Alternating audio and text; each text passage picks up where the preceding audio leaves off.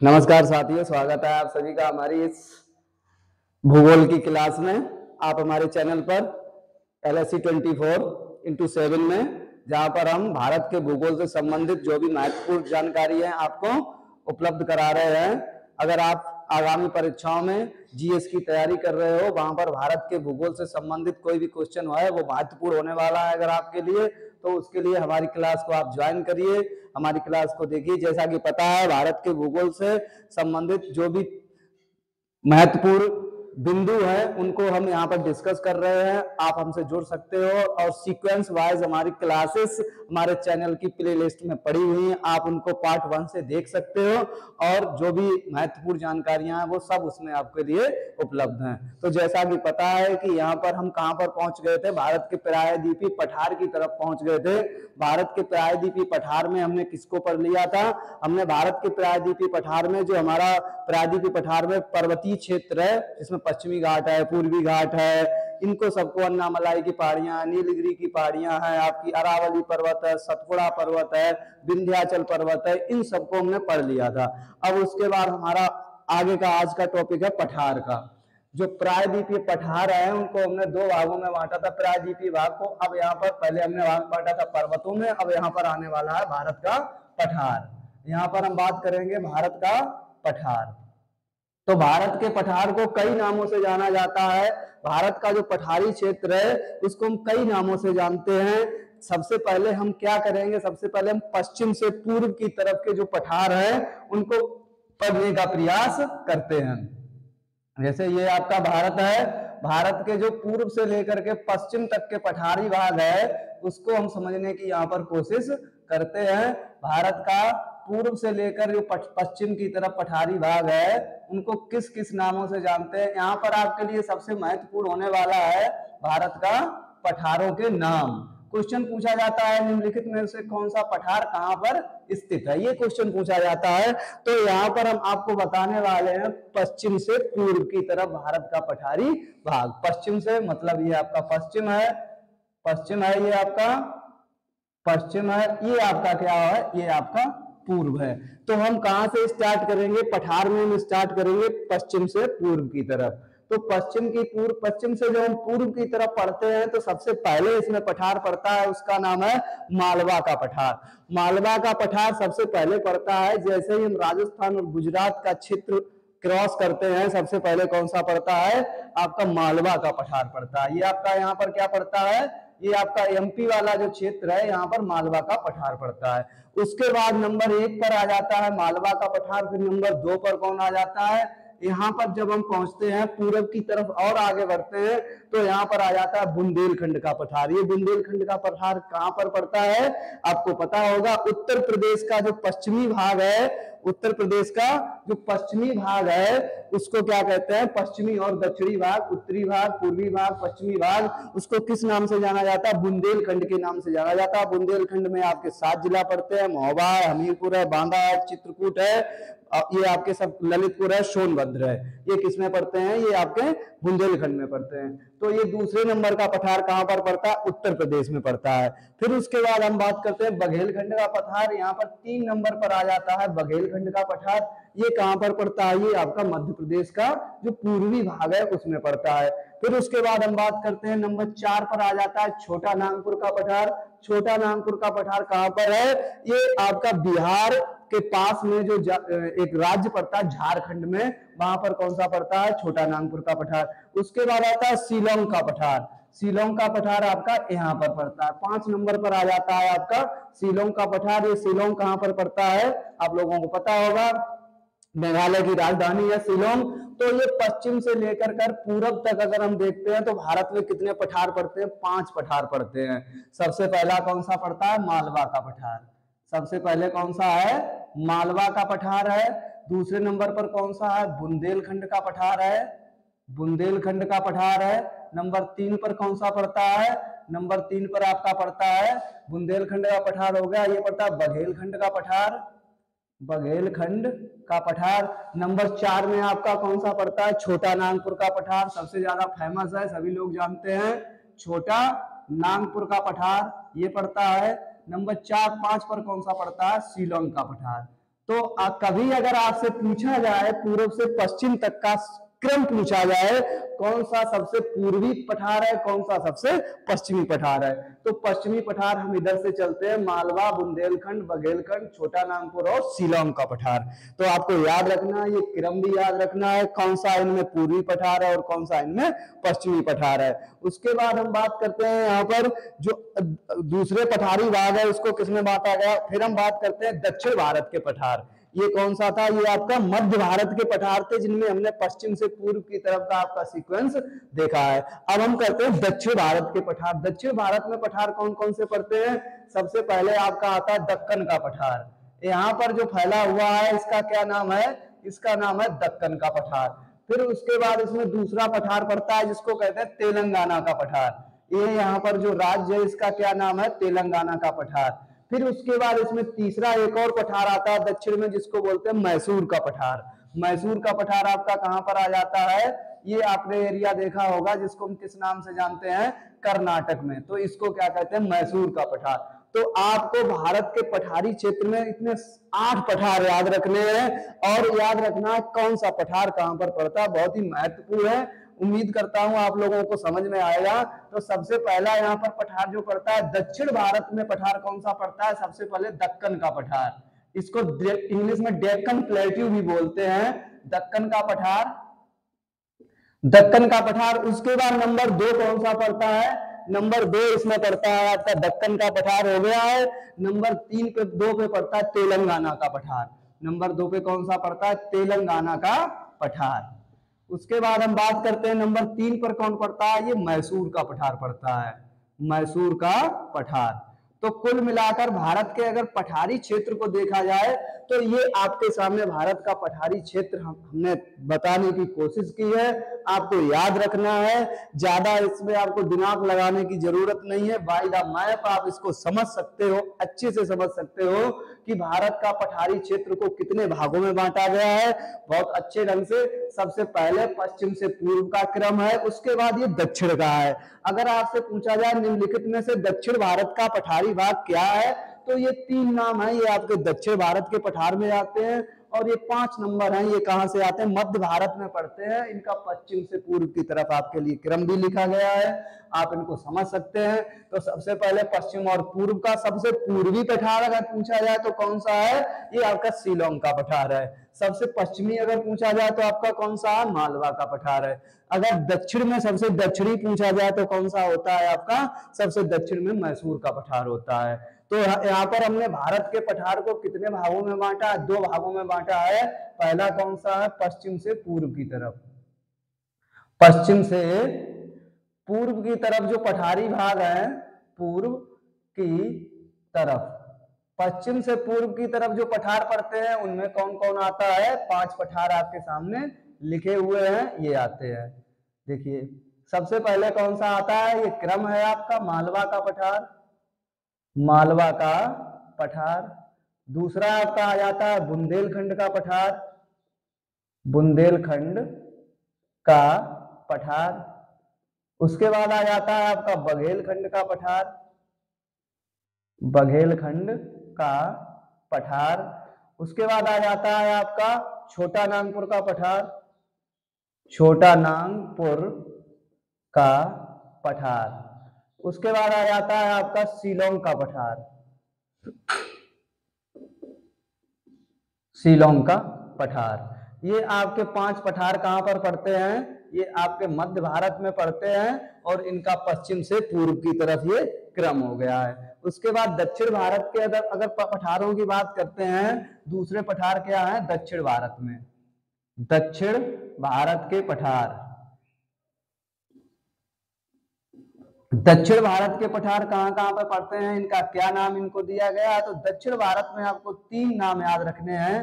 First नाम आपका कौन सा है, फर्स्ट नाम है आपका डेक्कन का पठार, जिसको क्या बोलते हैं, दक्कन का पठार, डेक्कन प्लेट्यू कहा जाता है या दक्कन का पठार, इसको नाम दिया गया है। दूसरे नंबर पर आपका आता है तेलंगाना का पठार, तेलंगाना का पठार। उसके बाद तीसरे नंबर पर कौन आता है, मैसूर का पठार, मैसूर का पठार।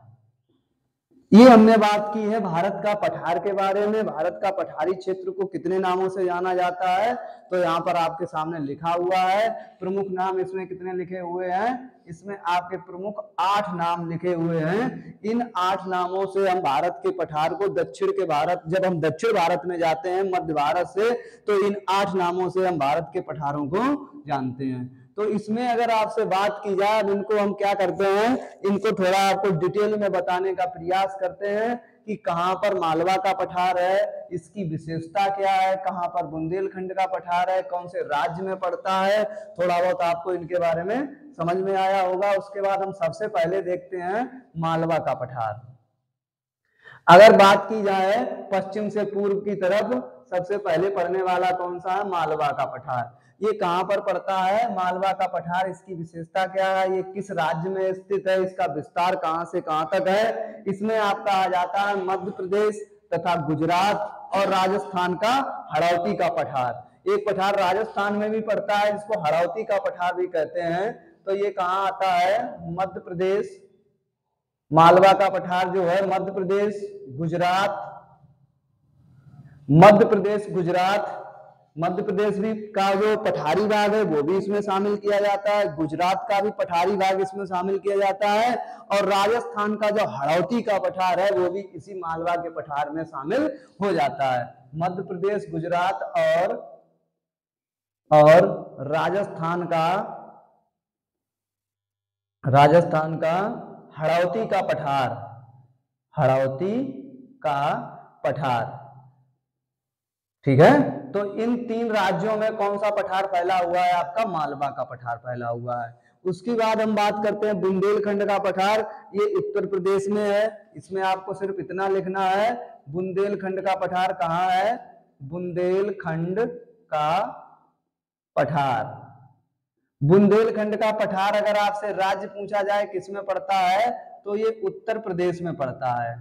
उत्तर प्रदेश के 7 जिले हैं जिनसे मिलकर उत्तर प्रदेश में बुंदेलखंड का निर्माण करते हैं। यहाँ पर कैसा है, ये पठारी भाग है। उसके बाद तीसरा है आपका बघेलखंड का पठार। बघेलखंड का पठार, बघेलखंड का जो पठार है, बघेलखंड का पठार ये कहाँ पड़ता है, बघेलखंड का जो पठार है ये मध्य प्रदेश में पड़ता है। ये कहाँ पर पड़ता है, ये इसका विस्तार सिर्फ मध्य प्रदेश राज्य में है।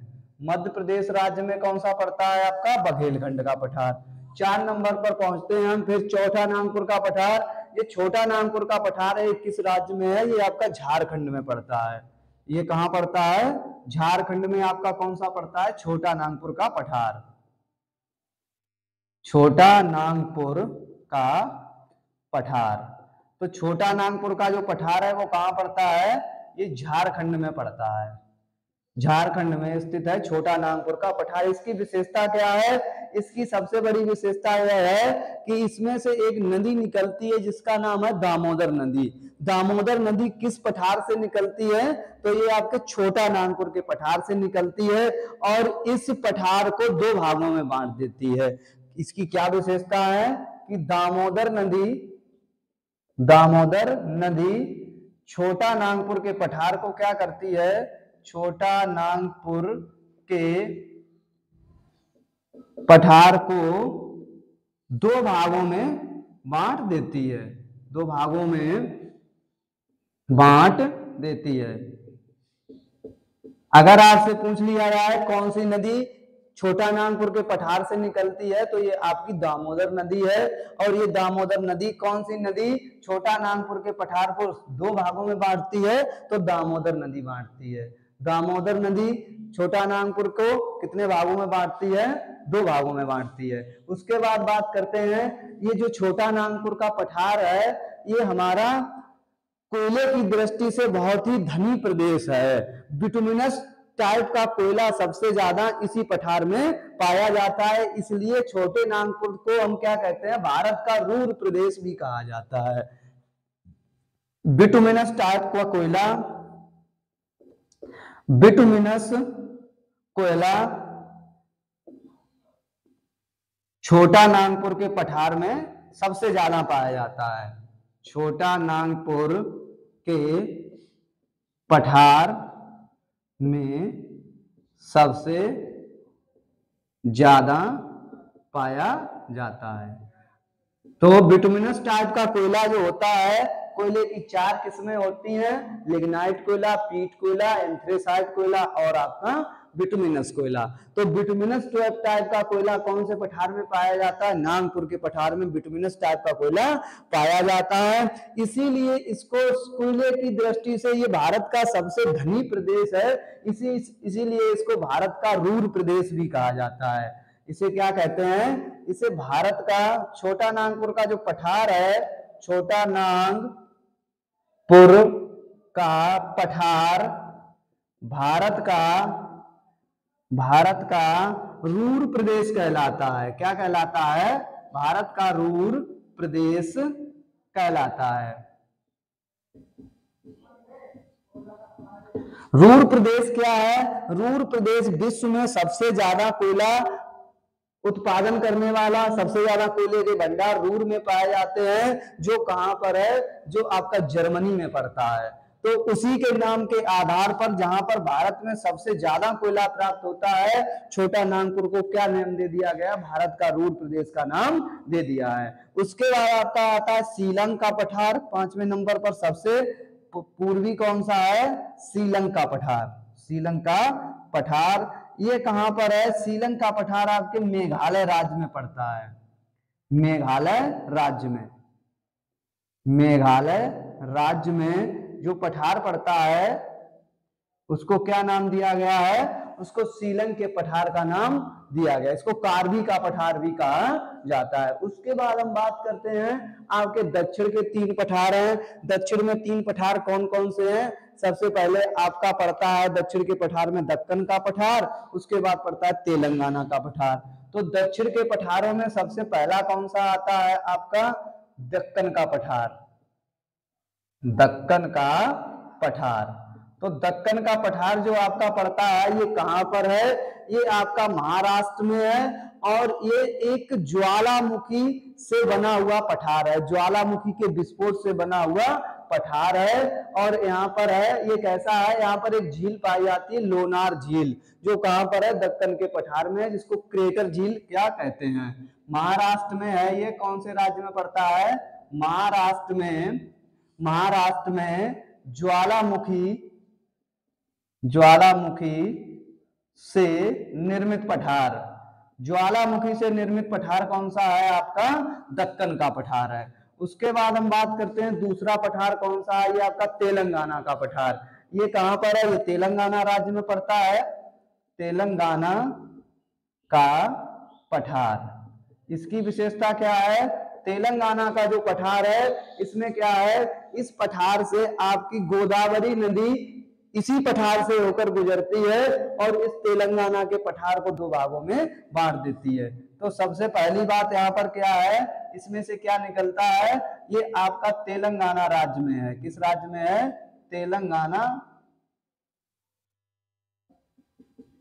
तेलंगाना राज्य में जो पठार पड़ता है उसको क्या कहते हैं? उसको कहते हैं तेलंगाना का पठार। तेलंगाना राज्य में है और गोदावरी नदी इस पठार को 2 भागों में बांटती है। गोदावरी नदी इस पठार को 2 भागों में बांटती है, 2 भागों में बांट देती है। उसके बाद हम बात करते हैं, हमारा लास्ट वाला कौन सा बचता है? मैसूर का पठार। मैसूर का पठार किसमें पड़ता है? ये आपका कर्नाटक राज्य में पड़ता है। कहां पर है? कर्नाटक राज्य में। कर्नाटक राज्य में कौन सा है? मैसूर का पठार कर्नाटक राज्य में है। इसको क्या कहते हैं? इसको मैसूर का पठार कहते हैं। इसकी क्या विशेषता है? ये बाबा बुदन की जो पहाड़ियां हैं, बाबा बुदन की पहाड़ियां इसी पठार में है। जो किसके लिए प्रसिद्ध है? जो लौह अयस्क के लिए भारत में प्रसिद्ध है। बाबा बुदन की जो पहाड़ियां हैं, बाबा बुदन की पहाड़ियां, जहां पर क्या होता है? कॉफी की भी बहुत खेती की जाती है। कहवा की कृषि भारत में इन्हीं बाबा बुदन की पहाड़ियों पर अरेबिका किस्म की कॉफी की जाती है, उसके लिए भी ये फेमस है बाबा बुदन की पहाड़ियां। तो मैसूर में कर्नाटक राज्य में क्या है? बाबा बुदन की पहाड़ियां पड़ती हैं बाबा बुदन की पहाड़ियां किसके लिए फेमस है? ये आपका कर्नाटक का पठार, मैसूर का पठार लौह अयस्क के लिए फेमस है, लौह अयस्क के लिए प्रसिद्ध है, प्रसिद्ध है। तो ये आपके भारत के जो भी पठारी भाग हैं उनसे संबंधित आपके लिए महत्वपूर्ण जानकारी थी। इसमें आज हमने भारत के पठार को देखा, भारत के पठारी भाग को देखा। कल हम मिलेंगे आपके साथ में, कल आपसे डिस्कस करेंगे भारत के द्वीपों के बारे में। जो भारत के द्वीपीय प्रदेश हैं, जो भारत के द्वीप हैं, अंडमान निकोबार है, लक्षद्वीप है। नेक्स्ट क्लास में मिलते हैं उन द्वीपों के साथ में। तब तक के लिए आप अपनी तैयारी को मजबूत करते रहिए। आपको अगर हमारी जानकारी अच्छी लग रही है तो हमारे चैनल को सब्सक्राइब करिए, लाइक करिए और लोगों तक पहुंचाइए और हमसे जुड़ जाइए। आप जीएस से संबंधित अपनी तैयारी को मजबूत करना चाहते हैं तो हमारे यहाँ से आपको भूगोल है, इतिहास है और पॉलिटी है, सारी क्लासेस सीक्वेंस उपलब्ध कराई जाएंगी। आप हमारी पिछली क्लासों को प्लेलिस्ट में जाकर देख सकते हो। फिर मिलते हैं कल इसी के आगे वाले टॉपिक के साथ। तब तक के लिए पढ़ते रहिए, अच्छे रहिए।